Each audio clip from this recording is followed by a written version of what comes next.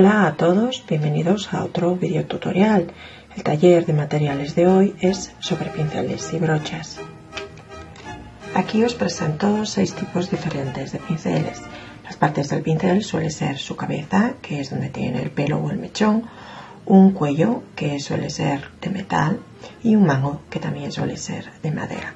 Los pinceles en sí pueden ser muy diferentes. Desde el ancho, tiene que tener mucho pelo, muy fino. El pelo también puede ser natural, de animal, o puede ser acrílico.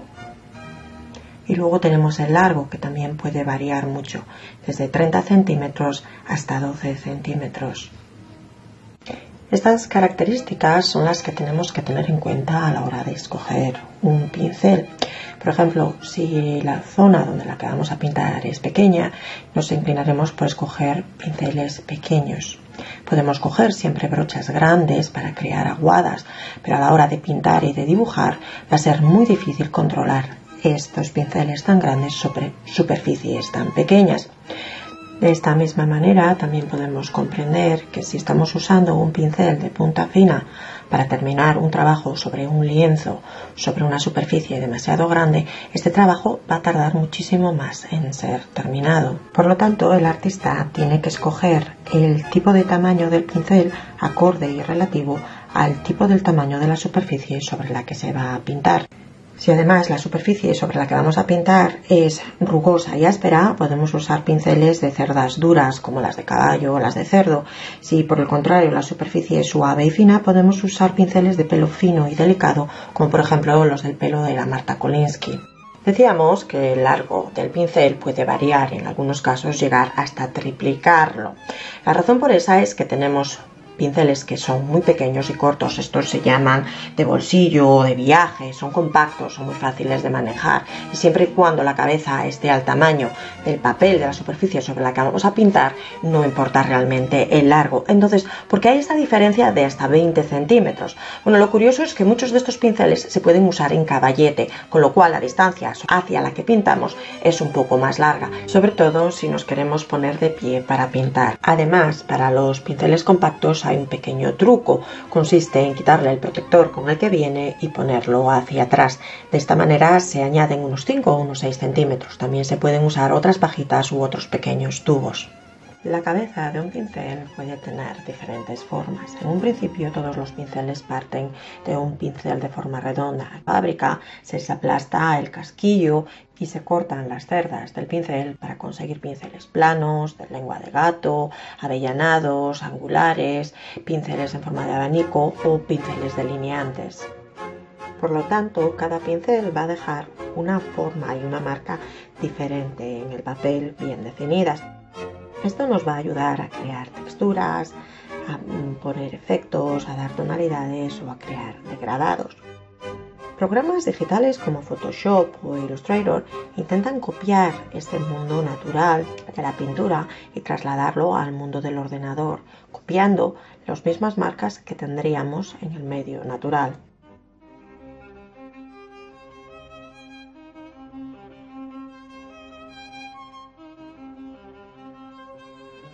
Tampoco es necesario tener toda una colección de pinceles.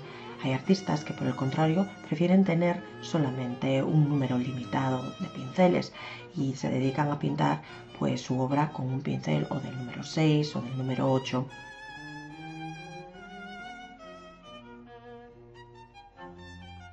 En ocasiones, un artista puede desear usar pinceles viejos, esos que tienen pelos despeinados y desgastados, para crear pequeñas ramitas y hojas secas, esas imperfecciones perfectas que nos da la naturaleza.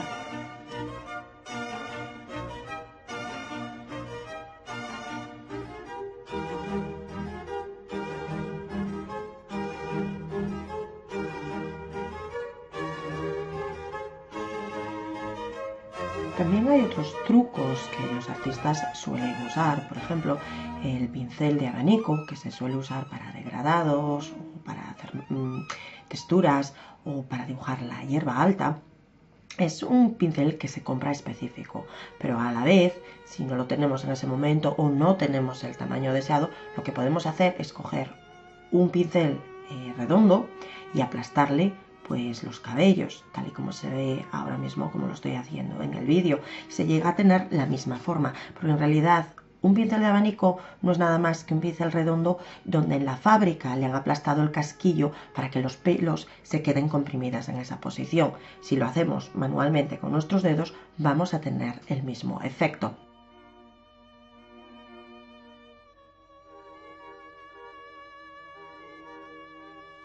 De la otra forma, también podríamos coger un pincel muy fino y manualmente hacer uno por uno las hierbas altas.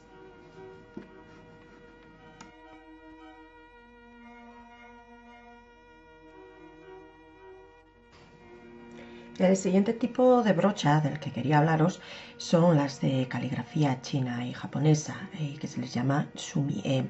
Normalmente son o blancas o negras. Las blancas son de pelo de oveja y de cabra, y las negras solían ser de pelo de lobo, aunque hoy en día muchos de estos pelos suelen ser sintéticos.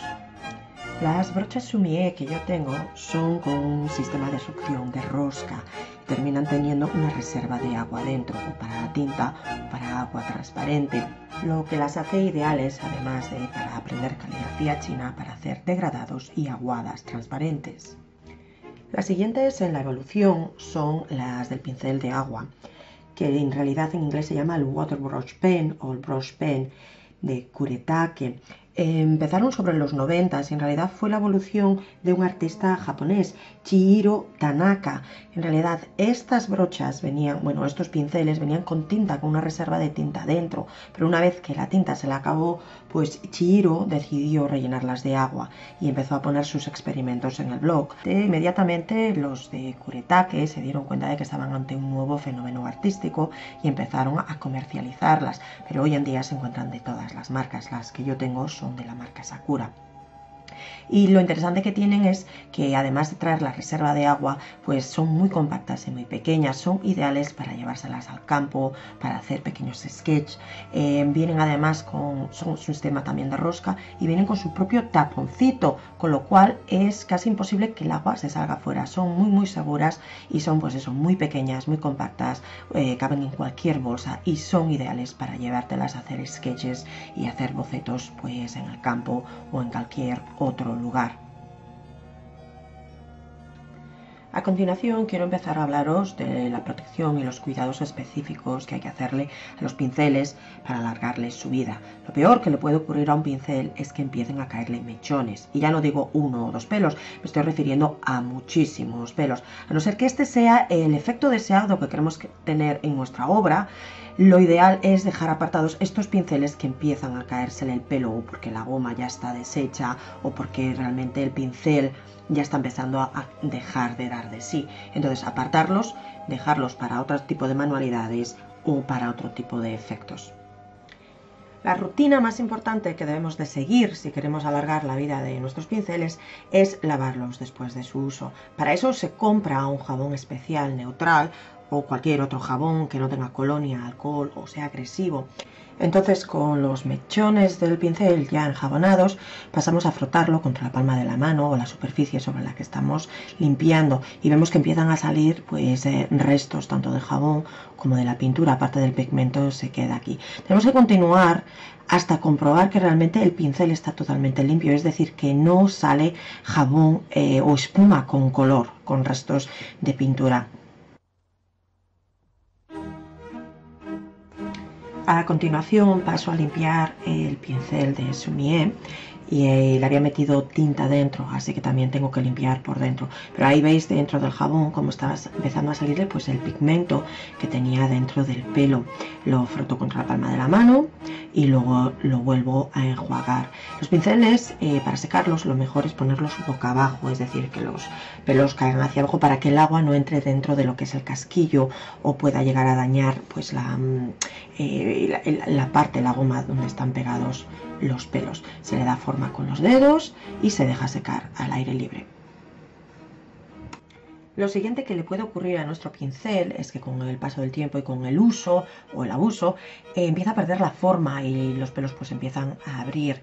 Entonces lo que yo hago es pasarlo un poco pues con el fijador del pelo. Esto es gomina normal. Si veo que está un poco seca pues le añado agua, pero lo que intento es darle la forma natural del pincel, seguir la forma en la que están los pelos y dejarlo secar, normalmente pues por un par de meses, unas semanas, siempre y cuando sea necesario para que los pelos vuelvan a tener pues la forma natural con la que venían de fábrica. Una vez que está seca la gomina o que el pincel ya lleva un par de semanas o de meses secando y guardando su forma, también se puede hacer, aparte de con gomina, con goma arábica. En este momento pues las puntas están muy secas. Esto sería también ideal en el momento si le queremos cambiar la forma a nuestro pincel, pues se pueden coger unas tijeras y cortarle el pelo. Pero bueno, lo importante es no empezar a pintar con estos pinceles porque todavía tiene pues esos residuos o de goma o de gomina. Entonces se aplasta un poquito contra agua, a ser posible agua templada, y se le va dando un poco de forma dentro del agua para quitarle pues eso, esa gomina o esos residuos que tenemos. Se trabaja un poco con el pincel para ablandarle pues los cabellos y que vuelva a la forma natural. Esto se volvería a dejar secar al aire natural y pues eso, ya tenemos el pincel otra vez nuevo, como de fábrica. Y una vez secos, si no vamos a usar los pinceles durante mucho tiempo, lo que podemos hacer es volver a ponerles la protección. Cuando compramos los pinceles normalmente vienen con un tubito para protegerlos. Entonces lo que podemos hacer es volver a ponerle este tubito. Para esto hay un pequeño truco. Lo que se evita es empujar el pincel dentro del tubito, ya que estaríamos dañando el pelo y esto pues al final terminará deformando nuestro pincel. Entonces lo que se hace es poner los dedos como en forma pues de embudo y a la vez se va enroscando el pincel con la otra mano, o sea, se le va dando vueltas para que el pelo vaya pues haciendo como forma, como un remolino, y va metiéndose dentro del tubo. Y así lo veis, pues cogemos el tubo entre los dedos de una mano, le damos vueltas con la otra y el pelo y la cabeza, el casquillo del pincel, pues se van introduciendo directamente en el tubito y ya tenemos pues el pincel preparado, listo, y se puede guardar en perfectas condiciones pues, por bastante tiempo. Pero en resumen, lo ideal sería tener pues un juego de pinceles, unos de tipo grueso, bastante anchos pues para aguadas, para hacer fondos, otros de tipo mediano, como sería pues de un tamaño 12, 10, brochas tipo 8 o 6, y unos finos para detalles. Estos se pueden comprar con sets que ya vienen preparados, y si no, siempre podemos comprar los pinceles sueltos. Luego, que el pelo del pincel sea natural o sintético, duro o suave, va a depender muchísimo de la superficie sobre la que vamos a pintar. Hay que recordar que no es lo mismo pintar sobre un canvas, sobre tela, que pintar sobre papel de acuarela o sobre la piel humana. De acuerdo a esto, hay que escoger los pinceles adecuadamente.